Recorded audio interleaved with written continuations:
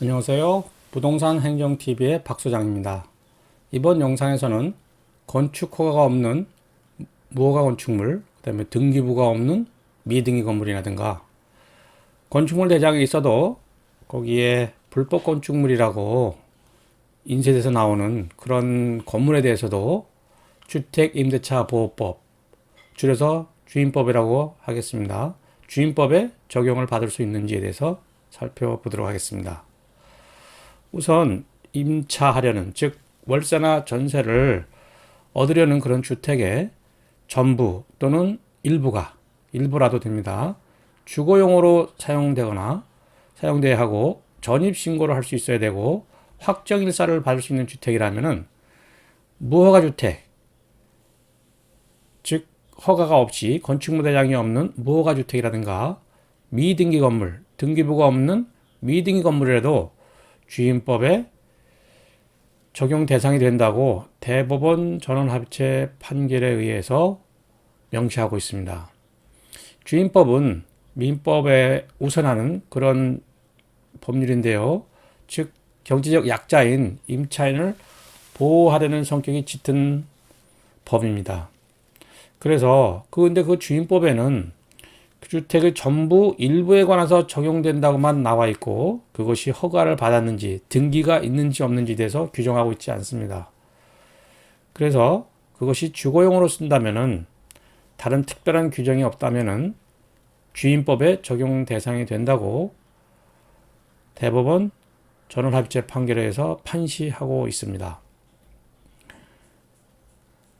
그러면은 우리가 옥탑방을 많이 지금 볼 수 있는데요. 옥탑방은 주택임대차 보호법에 적용을 받을 수 있나요? 라는 질문이 여기 있습니다.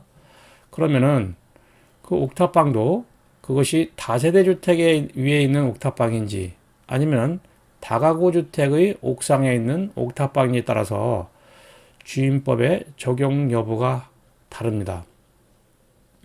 즉 다세대 주택은 공동주택인데요. 공동주택이라면은 각각의 그 호실마다 소유자가 다 다른 것이지요. 그래서 옥상도 그 소유자들의 공용 부분인 것입니다. 그래서 이 다세대 주택은 다 따로따로 구분되어 있는 아파트와 같은 그런 구분 등기가 되어 있는 그런 건물이기 때문에 전입신고할 때 등기부상에 나와 있는 호수까지 정확하게 기재해야 임차인으로서 대항력을 갖게 됩니다. 그런데 다세대 주택의 옥탑방은 그 주택 내에서 소유가 구분된 별도의 주택이 아니라 다세대 주택의 그 구분 소유자의 공용 면적, 즉 함께 쓰는 면적에 해당되는 곳을 임의로 만든 그런 옥탑방은 등기부 등본에 나오지 않습니다. 따라서 등기부 등본에도 있지 않은 그런 주소로 전입신고는 할 수 없겠지요. 그래서 결국 주임법에 대항력을 취득할 수 없게 돼서 주임법의 보호를 받지 못하게 됩니다. 그래서 이렇게 다세대 주택의 옥탑방을 임차하려는 분들께서는 상당히 주의가 필요하겠지요. 어쩔 수 없이 그러한 옥탑방을 임차해야 된다면 보증금을 최대한 적게 잡는 것이 안전하다고 볼 수 있겠습니다. 그런데 다가구 주택, 즉 건축법상 단독주택에 해당되지요. 그 다가구 주택 내 옥탑방은 주임법의 보호 대상이 될 수 있습니다.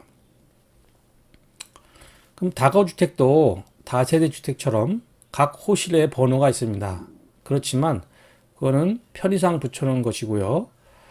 등기부상에는 각 호실마다 그 번호가 명시되어 있지 않고요.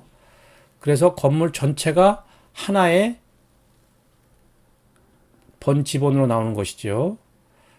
그래서 어차피 옥탑방도 그렇고 그 아래층에 있는 각 호실도 각각의 호실이 구분되어 있지 않기 때문에 등기부상 건물의 지번만 정확히 한다면은 각 호실에 대해 전입신고가 가능하며 대항력을 가질 수 있습니다. 그래서 같은 옥탑방이라 해도 즉 다세대 주택의 옥탑방과 형태는 유사하게 보일지만은 다가구 주택 내에 있으면은 주임법의 보호를 받을 수 있다고 보고 있습니다.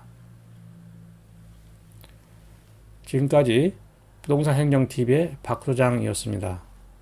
좋아요와 구독 부탁드립니다.